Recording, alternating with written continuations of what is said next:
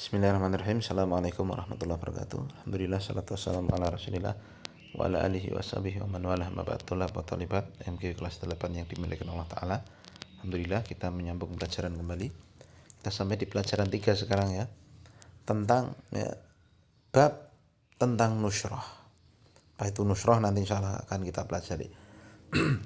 Yang pertama, tujuan pembelajaran kita, murid dapat mendefinisikan tentang apa itu nusrah. Dua, murid dapat menjelaskan perbedaan antara nusrah yang diharamkan dan nusrah yang dibolehkan. Tiga, murid dapat menerangkan cara mengobati sihir dengan cara yang disyariatkan. Kita baca mukaddimahnya. Ya. Apabila seorang terkena sihir, maka dia butuh untuk dihilangkan dan diobati. Karena setiap penyakit pasti ada obatnya. Nah, sihir itu termasuk penyakit ini kan. Nah, dan pengobatan itu hendaknya dilakukan dengan apa yang telah disyariatkan oleh Allah Ta'ala. Kita lihat ada beberapa dalil di sini ya. Yang pertama, an Jabirin radhiyallahu anhu, dari sahabat Jabir radhiyallahu ta'ala anhu, anna Rasulullah sallallahu alaihi wasallam, bahwa Rasul sallallahu alaihi wasallam su'ila anin nusrah. Rasul ditanya tentang nusrah. Faqala, maka Rasul pun menjawab ya. Kurung buka. Hiya min amali syaitan. Kurung tutup. Nusrah itu termasuk amalannya setan. Rawahu Ahmad bisanadin jayyidin wa Abu Dawud. Diriwayatkan oleh Imam Ahmad dengan syarat yang bagus dan juga Abu Dawud. Wa qala su'ila Ahmad anha faqala Ibnu Mas'udin yakrahu hadza kullahu. Dan ditanya Imam Ahmad tentang nusrah itu, maka beliau menjawab, Ibnu Mas'ud membenci itu semuanya. Maksudnya bagaimana? Lihat arti membenci nusrah yang dimaksud, membenci nusrah yang termasuk amalan setan. Yang dimaksud dengan makruh di sini adalah haram. Jadi nusrah itu gampangannya menghilangkan penyakit sihir, tapi dengan cara sihir yang serupa. Nah, nanti ada yang dibolehkan bagaimana. Jadi nusrah itu intinya menghilangkan penyakit sihir begitu. Ya, secara umumnya dulu. Ya, maka kalau nusrahnya itu pakai yang diharamkan, maka diharamkan oleh Nabi. Sebagaimana Abdullah bin Mas'ud juga mengharamkannya. Paham? Contohnya gimana sih? Contohnya di masyarakat tuh ada beneran ya. Ada orang kena sihir, ya. Lalu dia datang ke dukun. Ya. Bilang, "Mbah dukun, ini fulan kena sihir.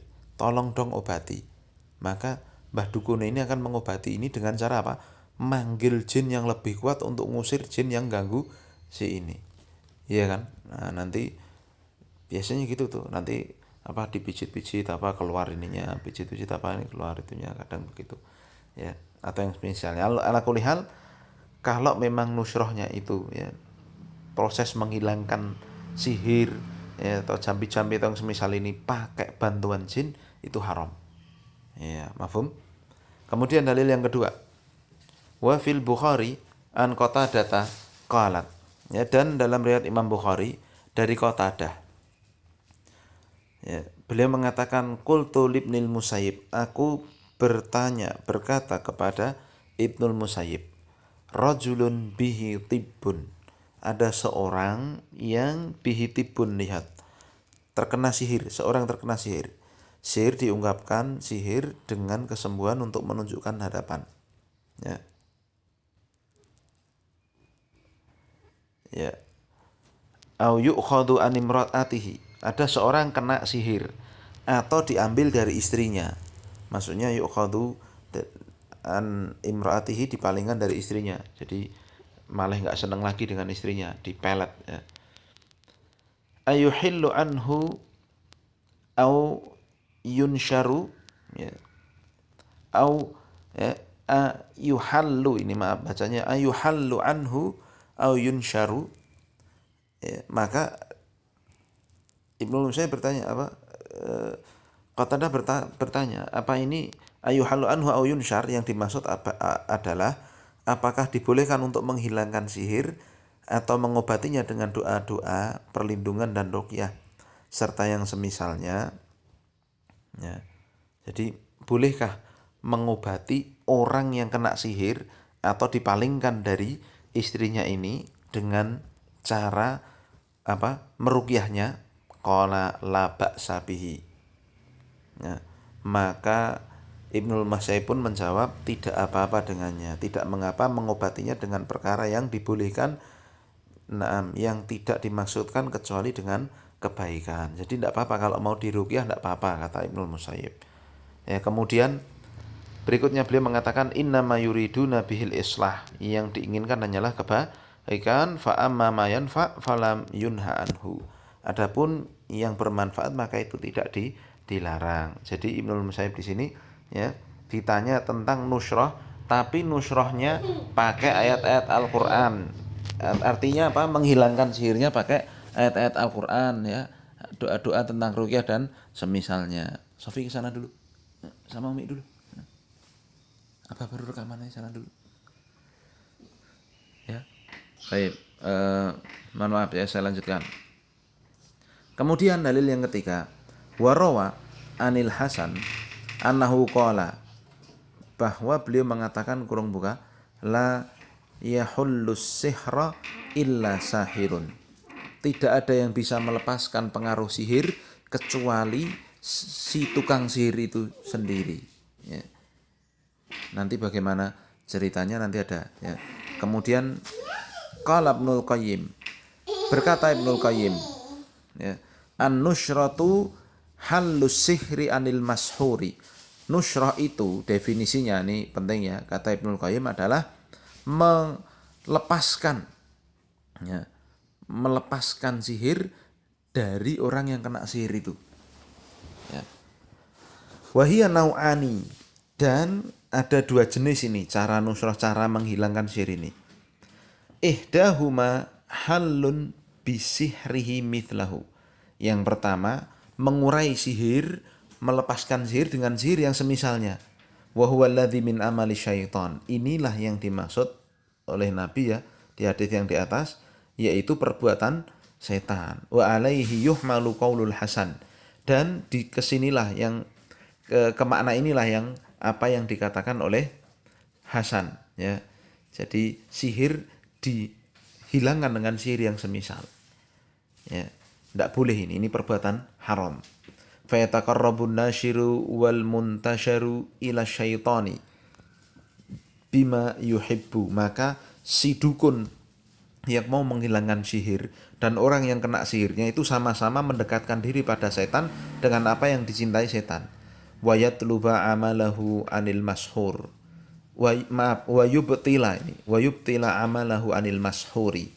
Yang sehingga si setan yang menyihir yang awal itu akhirnya apa? Bisa membatalkan apa? Sihirnya, atau dia datangkan setan yang lebih kuat, akhirnya setan yang awal itu diusir sama dia.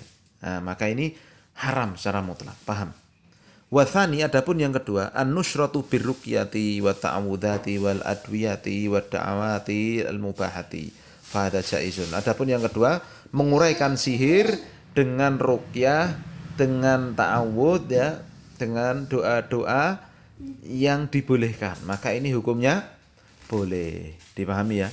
Jadi nusrah itu menurut Ibnul Qayyim ada dua. Nusrah itu sebenarnya intinya definisinya apa? Halus sihri anil mashhur, ini menguraikan sihir dari yang terkena sihir ya, paham ya? Baik, ada dua hukumnya, boleh dan tidak boleh. Baik, sekarang kita bahas ya lebih detail lagi makna nusrah. Nusrah secara bahasa artinya membongkar dan menghilangkan, sedangkan secara istilah artinya menghilangkan sihir dari orang yang terkena sihir dengan satu bentuk pengobatan dan ruqyah. Nusrah ada dua macam. Yang pertama yang diharamkan, yang kedua yang dibolehkan. Yang diharamkan menghilangkan sihir dengan menggunakan sihir yang semisal. Maka si tukang sihir dan yang terkena sihir, dia melakukan takarrub kepada setan dengan melakukan penyembelian, istighotsah dan yang lainnya.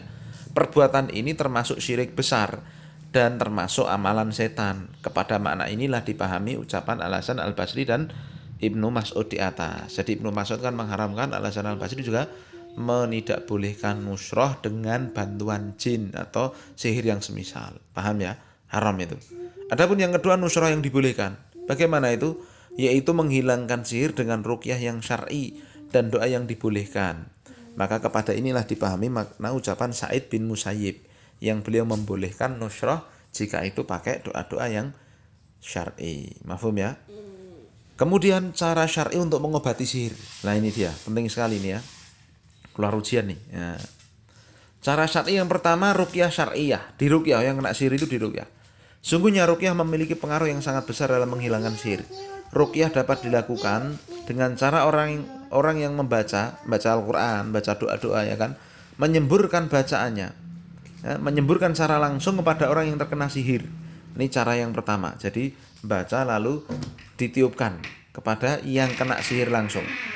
Atau cara yang kedua, kasih garis bawah nomor 2 ya. Dia baca Quran ke air, ya. Lalu air itu diminumkan pada orang yang kena sihir. Paham?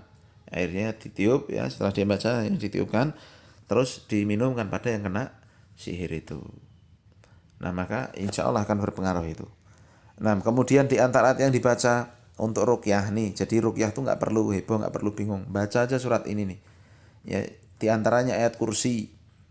Satu, kemudian ayat-ayat yang berkenaan dengan sihir yang terdapat dalam surat Al-A'raf, Yunus, Toha. Kemudian baca surat Al-Kafirun, surat An-Nas, surat Al-Falaq ya kan. Juga berdoa minta kesembuhan bagi yang terkena sihir dengan apa yang disyariatkan oleh Allah. Ya misalkan doa Allahumma anta syafi'i la syifaa'a la syifa'uka ishfi fulan syifa'an la yughadiru saqama, itu kan bisa. Ya.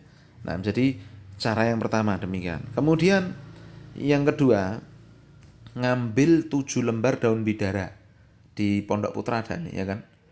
Kemudian ditumbuk dan disiram air, lalu dibacakan pada campuran ya air dan daun bidara itu ayat-ayat di atas ini. Ya, kemudian diminumkan pada orang yang terkena sihir 3 tegukan dan sisanya digunakan untuk mandi. Mafhum kan? Ya. Nah, maka wajib bagi setiap muslim untuk tidak mengetuk pintu tukang sihir. Ini kita dikasih solusi ini ya.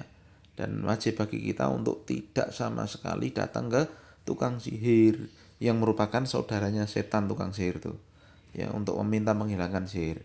Karena sungguhnya kejelekan tidak bisa dihilangkan dengan kejelekan, dan kegelapan kekufuran akan disingkirkan dengan cahaya iman dan Al-Qur'an. Allah mengatakan, "Wa nunazzilu minal Qur'ani ma huwa syifaa'un wa rahmatul lil mu'minin." Dan kami turunkan Al-Qur'an yang mana Al-Qur'an itu bisa menjadi penawar dan rahmat bagi orang-orang yang beriman. Ya, dengan keimanan dan pembenarannya terhadap Allah dari orang yang membacakan ruqyah dan orang yang sakit, maka akan hilanglah penyakit tersebut dengan izin Allah Ta'ala. Jadi yang meruqyah itu harus meyakini kalau yang menghilangkan sihir itu Allah Ta'ala, kalau yang menyembuhkan penyakit itu Allah Ta'ala, sebagaimana kita bahas di atas dulu ya. Sungguhnya wajib bagi setiap muslim untuk bertawakal hanya pada Allah dan meminta semua kebutuhan hanya padanya, serta berhati-hati dari mendatangi tukang sihir dan dukun dan meminta kesembuhan dari mereka. Hal itu dalam rangka untuk menjaga keselamatan agama dan melindungi tauhidnya. Selesai kita pembahasan nusrah ya. Jadi nusrah itu apa? Menyembuhkan sihir. Sebenarnya ada dua kejadian ya. Yang pertama boleh, yang kedua tidak boleh. Baik, kita akhiri pembahasan kita, semoga dipahami, pelatihannya dikerjakan ya. Subhanakallahumma bihamdika asyhadu an la ilaha illa anta astaghfiruka wa atubu ilaik. Assalamualaikum warahmatullahi wabarakatuh.